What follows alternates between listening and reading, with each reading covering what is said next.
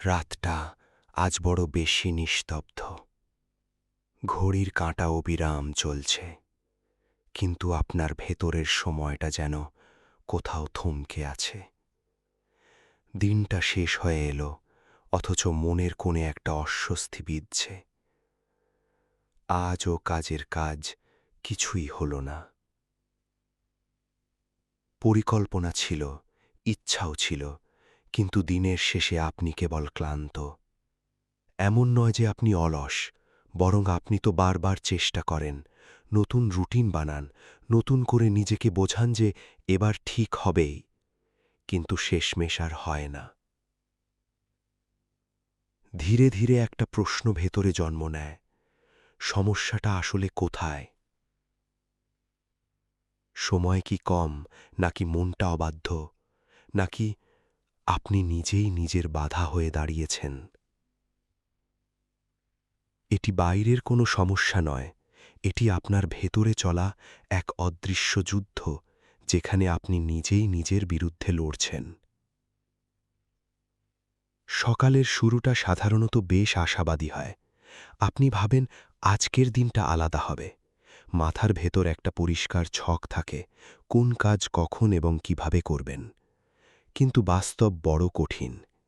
একটু ফোনটা হাতে নিলেন, আর নিমিষেই হারিয়ে গেলেন অন্যের জাঁকজমকপূর্ণ জীবনের ভিড়ে।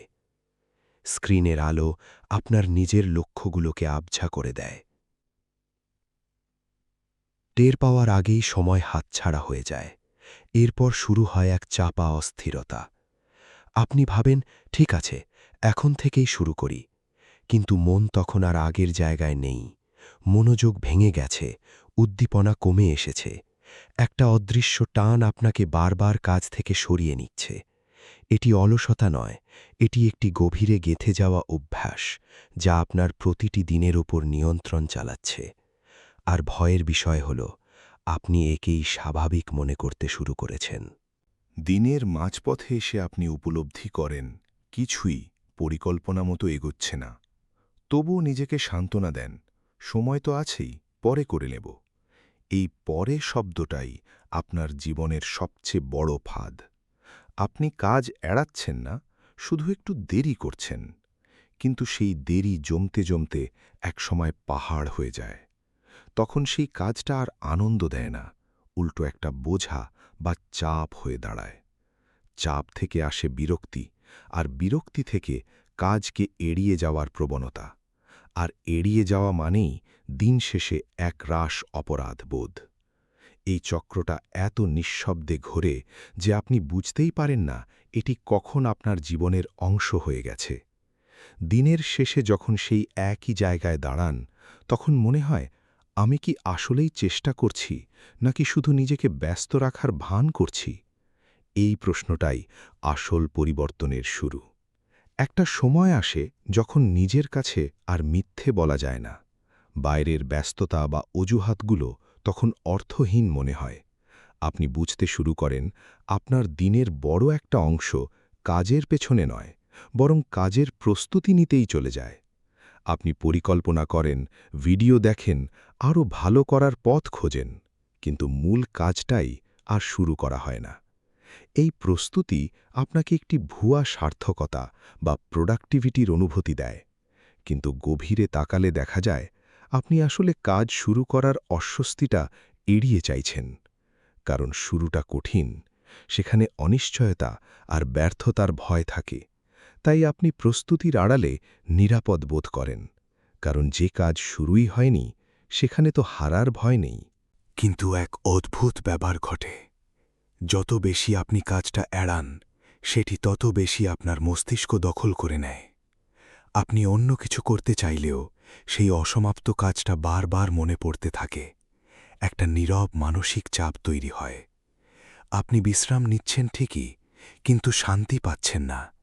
কাজ না করেও আপনি প্রচণ্ড ক্লান্ত হয়ে পড়ছেন। আপনার মন জানে যে আপনি যা করার কথা ছিল তা করছেন না। এই দ্বন্দ্বটাই সবচেয়ে বেশি শক্তি ক্ষয় করে।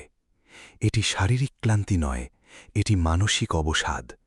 আপনার এনার্জি বা শক্তি আছে, কিন্তু তা অপ্রয়োজনীয় চিন্তা, দেরি আর দ্বিধার পেছনে ভুল জায়গায় খরচ হয়ে যাচ্ছে। একদিন আপনি হঠাৎ খেয়াল করেন, আপনি আসলে ব্যস্ত নন, আপনি বিভ্রান্ত। আপনার দিনটা কাজের ভিড়ে নয়, বরং ছোট ছোট বিচ্ছিন্নতায় ঢাসা।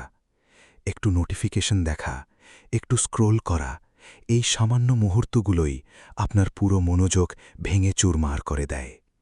আপনি হয়তো একটা কাজ শুরু করেন, কিন্তু কিছুক্ষণ পরেই মন অন্যদিকে ছুটে যায়। যখন ফিরে আসেন, সেই আগের গতি আর থাকে না। এই খণ্ডি বিচ্ছিন্ন মনোযোগই আপনার সবচেয়ে বড় ক্ষতি করছে, কারণ বড় কোনো অর্জনের জন্য নিরবিচ্ছিন্ন মনোযোগ প্রয়োজন। আপনি ভাবছেন আপনি অনেকক্ষণ কাজ করেছেন, কিন্তু বাস্তবে আপনি শুধু বারবার শুরু করেছেন, শেষ করতে পারেননি। এই অবস্থায় এসে একটি গভীর সত্য সামনে আসে। প্রোডাক্টিভিটি মানে কেবল বেশি বেশি করা নয়, বরং সঠিক কাজটি করা এবং সেটি শেষ করা।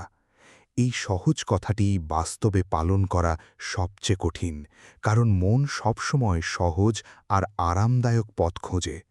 কিন্তু যে কাজগুলো আপনার জীবন বদলে দিতে পারে, সেগুলো কখনোই সহজ নয়। তাতে অস্বস্তি আর অনিশ্চয়তা থাকবেই।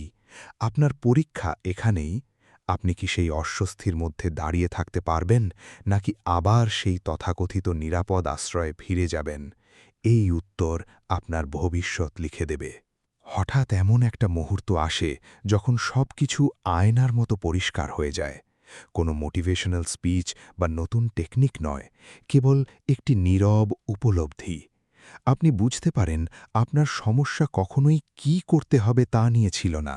আপনি অনেক আগে থেকেই জানেন আপনার কাজ কি। সমস্যা ছিল আপনি কখনোই সেই প্রথম ছোট পদক্ষেপটি নেননি।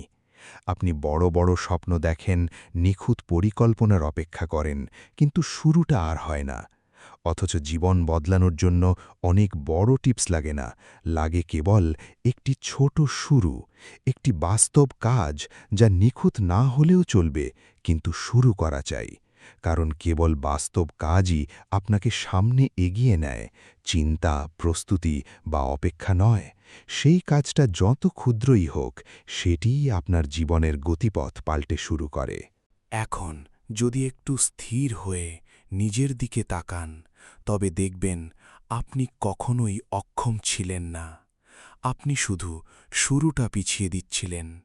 প্রতিদিনের শেষে যে অস্বস্তি আপনি অনুভব করেন, সেটি আপনার ব্যর্থতা নয়, বরং আপনার সুপ্ত সম্ভাবনার একটি সংকেত। এটি আপনাকে মনে করিয়ে দেয় যে আপনি আরও বড় কিছুর যোগ্য। আর হয়তো আজই সেই দিন, যেদিন আপনি অপেক্ষার অবসান ঘটাবেন। কোনো নাটকীয় পরিবর্তন নয়, শুধু একটি ছোট কাজ দিয়ে নিঃশব্দে যাত্রা শুরু করবেন। সত্যিকারের প্রোডাক্টিভিটি বাইরে দেখা যায় না, এটি ভেতরে তৈরি হয়, একটি সৎ সিদ্ধান্ত আর একটি ছোট্ট শুরুর মাধ্যমে। পথটা খুব সাধারণ, কিন্তু এই সাধারণ পথটাই আমরা সবচেয়ে বেশি অবহেলা করি। আজ আর অবহেলা নয়, আজ হোক নতুন শুরুর দিন।